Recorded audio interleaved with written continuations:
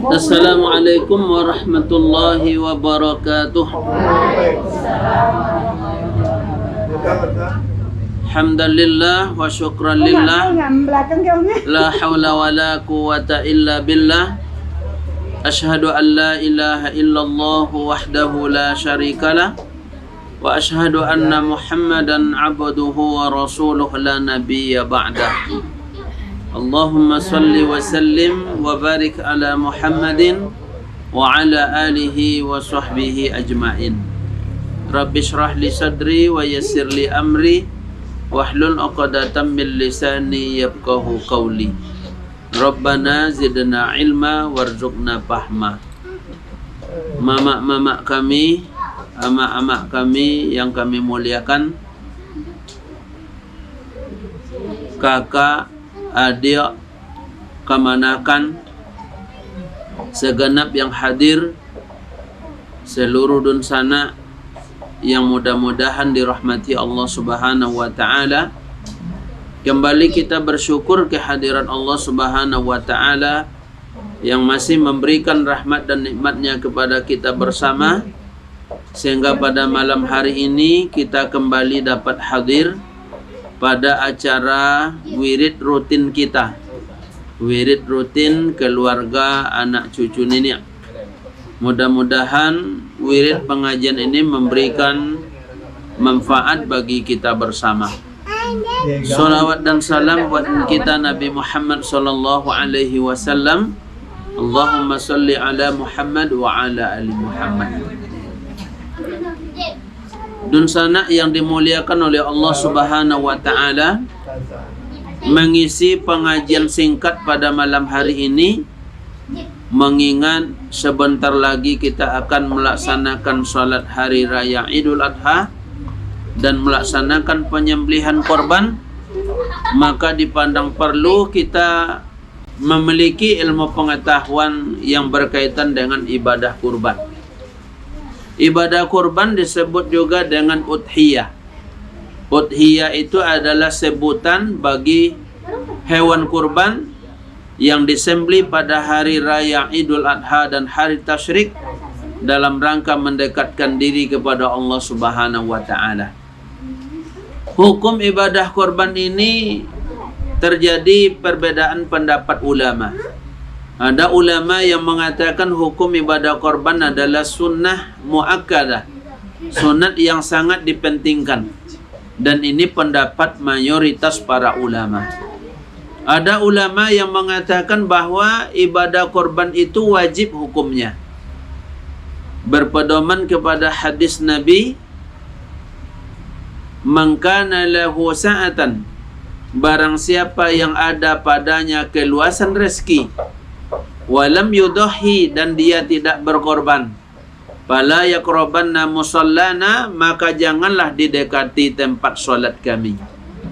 Dalam lapas yang lain Rasulullah bersabda, man wajada sa'atan, siapa yang memperoleh keluasan rezeki, walam yudahi, kemudian dia tidak berkorban, fala yaqrabanna musallana, maka janganlah didekati tempat solat kami. Seolah-olah berkorban menjadi sebuah persyaratan bagi orang yang mampu untuk melakukan salat hari raya Idul Adha. Namun berkaitan dengan mampu, banyak orang menganggap mampu itu adalah orang kaya. Kalau disebut mampu berkorban, yang terbayang dek orang kaya, orang yang punya ancak umancak bagai istana, orang yang banyak mobil dan malah mobil-mobil mewah. Kemudian orang yang banyak harta. Itu yang ada dalam pikiran awak salamogo. Boso orang yang mampu adalah orang yang kaya. Padahal orang yang dipandang mampu untuk melaksanakan ibadah korban tak contoh yang wak bayangkan dulu. Tak perlu kaya lah. Karena seluruh ulama mazhab sudah menjelaskan tentang siapa yang dipandang mampu untuk berkorban. Sangat mudah sekali. Yang pertama pendapat mazhab Hanafi. Mazhab Hanafi mengatakan orang yang dipandang mampu untuk berkorban adalah orang yang mampu secara alami. kebutuhan-kebutuhan hidupnya bagi orang-orang yang menjadi tanggung jawabnya selesai renya. Uma lanawa, kenderaan nawa, balanjo tiap minggu minta ada uang umah dapat embai. Sudah tu anak minta uang sekolah bisa ada awak membayu. Anak minta uang kuliah tak bayu jua. Kain anak laku yak tak bolin jua. Kain uang umah lalu suah babolin jua. Kemudian itu yang disebut mampu secara alami. Seluruh kewajiban awak terpenuhi. Dia ayo malam ayo masih ada jo haroto awak le masih ada piti. Bisa dengan piti ro membeli soto ikut berkorban. Bapa korban kini di kampung awak 2.800.000. 2.800.000. Bisa ada awak ambayu 2.800.000 tadi balobio piti dah itu. Isan untuk makan ayayo jo hari tasyrik. Maka orang tersebut adalah orang yang mampu untuk berkorban. Umpama tadilah terpenuhi sodo kewajiban awak, tiba malam ayoji ada piti 5 juta. Pakai untuk korban 2.800.000. Kan ada oleh 2.200.000. Kalau 2.200.000 bisa untuk makan ayayoji doi tasyrik, maka orang tersebut disebut mampu untuk berkorban. Kemudian Imam Syafi'i, mazhab Syafi'i mengatakan bahwa orang yang mampu untuk berkorban itu adalah mampu seperti mampunya membayar zakat fitrah. Bila orang wajib bayu zakat fitrah, orang musikin pun wajib bayu zakat fitrah kalau nyo mampu bayu. Umpamanya duit awak payah, serba keterbatasan, dan malah mengalami kekurangan dalam memenuhi kebutuhan keluarga kita. Tapi topik di bulan Ramadan banyak uang bayar zakat fitrah ke awak.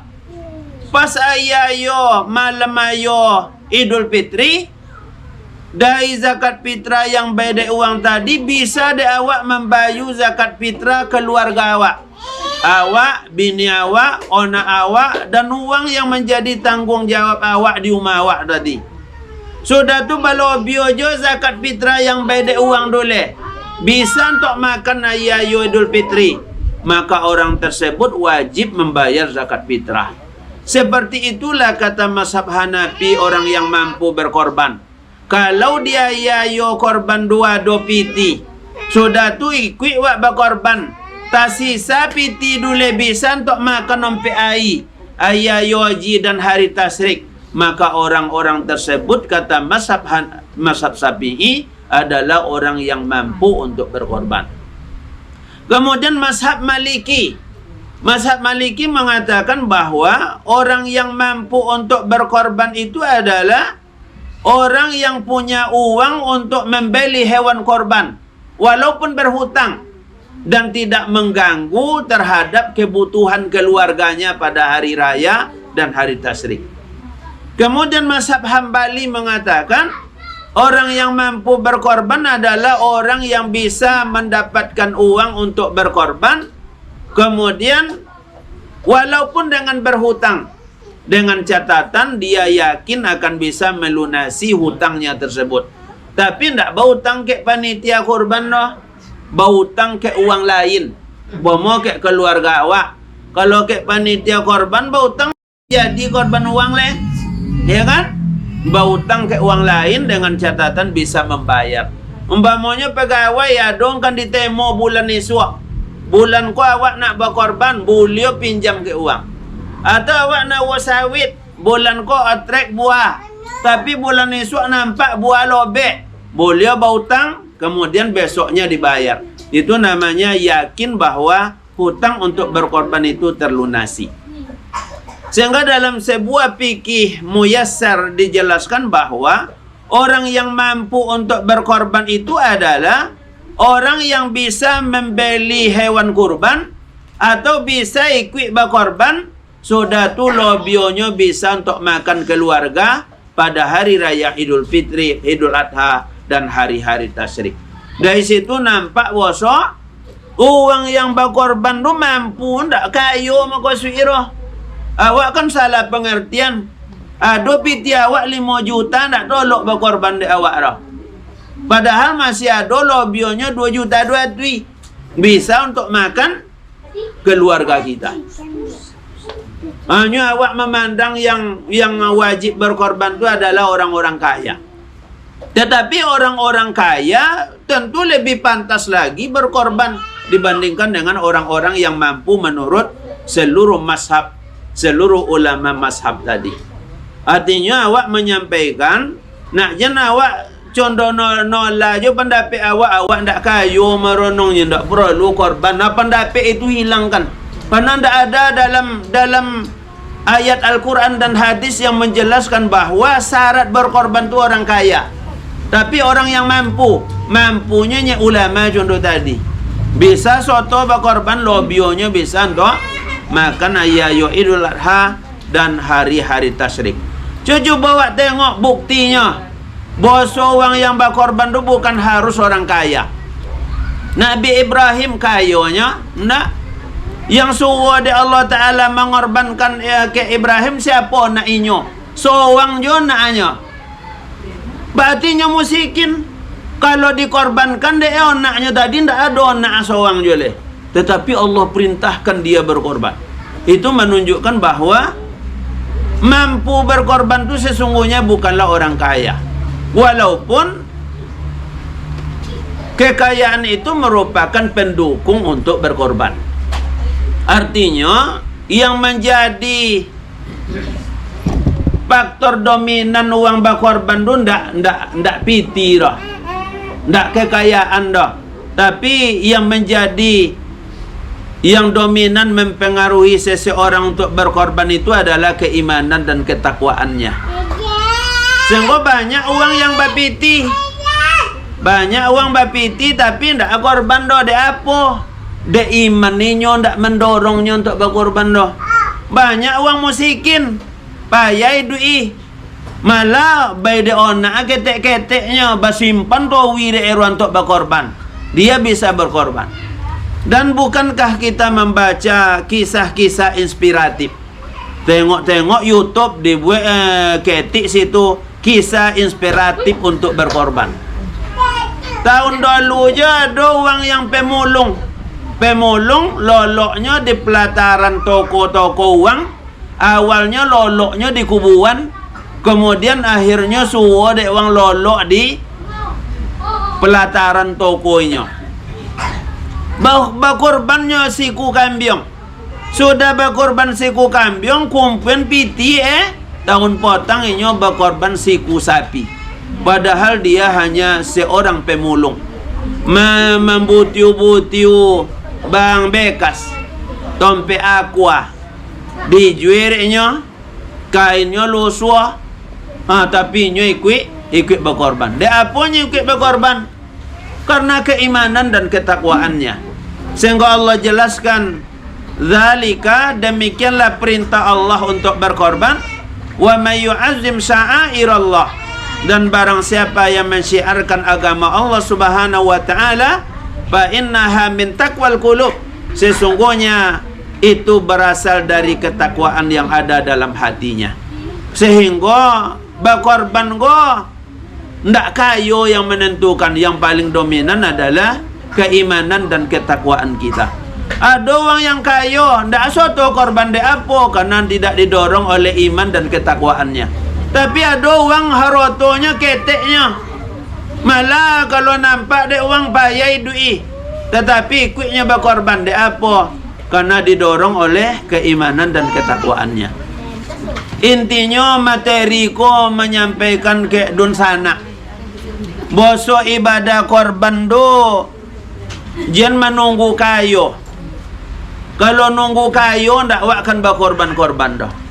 Yakinlah piti yang wak pakai untuk korban do akan dibalas oleh Allah Subhanahu wa taala. Kan 2 orang malaikat diutus di Allah tiap pagi.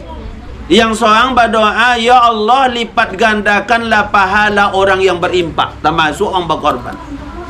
Yang seorang berdoa lain malaikat yang seorang, ya Allah hancurkanlah harta orang yang tidak mau berimpak, orang-orang yang kikir.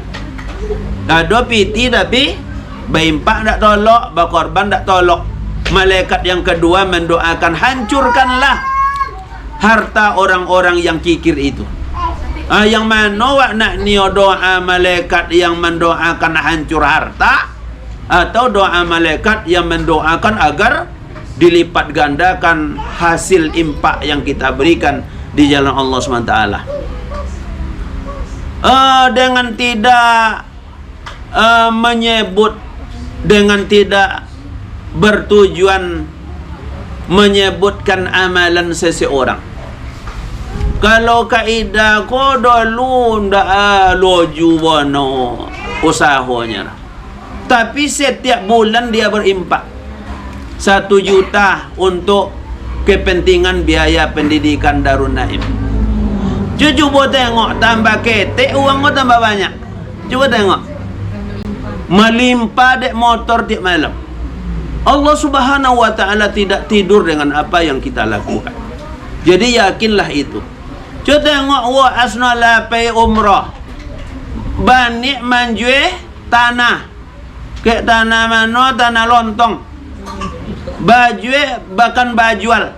Pay umrah dapat untuk membelunasi ongkosnya, dapat tanah tu tak juta jual lah. Coba bayangkan, Allah membalas apa yang kita berikan di jalannya.